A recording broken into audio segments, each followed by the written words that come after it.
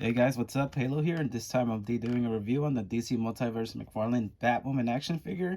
Now, I wish I had Mattel's version of Batwoman because I would say that either one would be pretty good as your Batwoman in your collection. I really like the belt on this one and the hair, very, very nice. Unfortunately, mine had a little manufacturing problem where the leg is off the peg, so I might have to reorder a new one. You see that? And I've actually seen a couple of people complain about the legs being loose. Obviously, they're not like mine, where the thing is just falling off the peg. Let's see if I can get that on camera.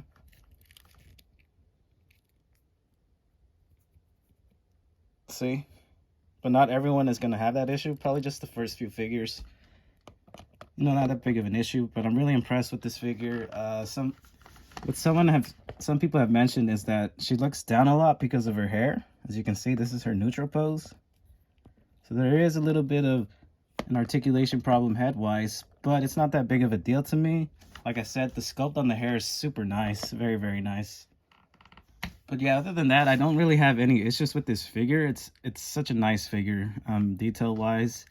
And we haven't really gotten a Batwoman figure in such a long time. I think the last one was like in 2016, 17, and that was the only other Batwoman figure that's existed till now.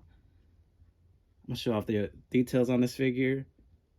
And this is a reuse of the Catwoman Nightfall figure. I'm gonna try to show it off. Let me try to steady the camera a little bit. Super, super nice. I really like the belt on her, like I said. It goes all the way in the back. I'm such a pouch fan versus pellets. Pellets versus pouches. The cape is painted red in the back, black in the front.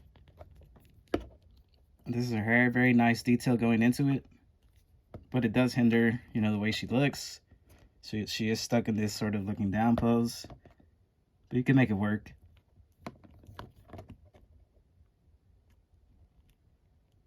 Super, super nice overall. So here I popped out the Nightfall Catwoman figure just so you can see the two comparisons.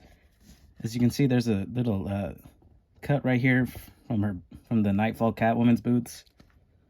Get a little closer look at that. But you can see where the boots cut off. Most of the torso is used from the Catwoman figure. Obviously the arms right here were added on, the gloves, and the boots are different from both of them. One is wearing heels, the other one is wearing boots.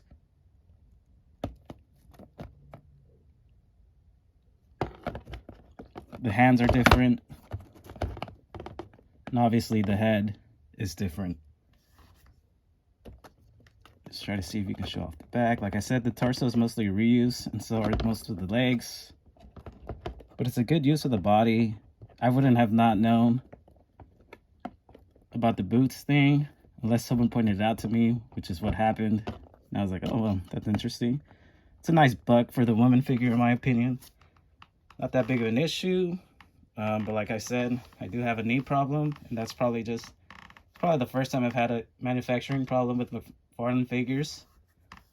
So, I'll give them a pass on that.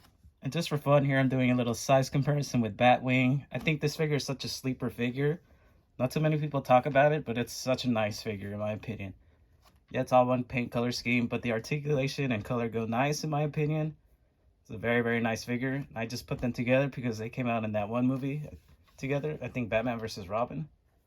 Pretty nice movie. All the DC animated movies are pretty good. So yeah, let's get into another comparison. Here she is next to Nightwing. She is a little short, just a little bit. Nightwing is just slightly taller than her. I would like Batwoman to be a little bit taller, but I'm sure you can mod it to where she fits. She's a little bit higher. So there's a comparison with Nightwing. And here is a comparison next to the Batgirl that I own. I used to own all of the Batgirls, but this is probably my favorite, and I sold the rest.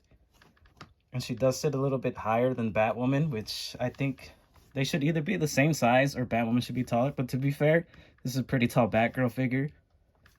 Probably my favorite look she's had that Mcfarlane has come out with recently. I'm still trying to get my hands on that Bat Family 5-pack Batgirl. I really like the colors they used on the 3 Jokers bulk. And for the last comparison, the Nightfall Batman, a little bit more in scale. He's a little bit shorter. And I'll think about it, but I'm probably not going to do a review on the other 2 figures.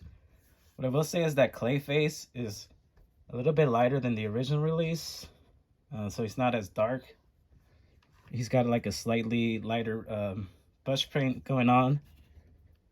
And I really like the Batman that they use. It's just that the bulk is a little bit shorter.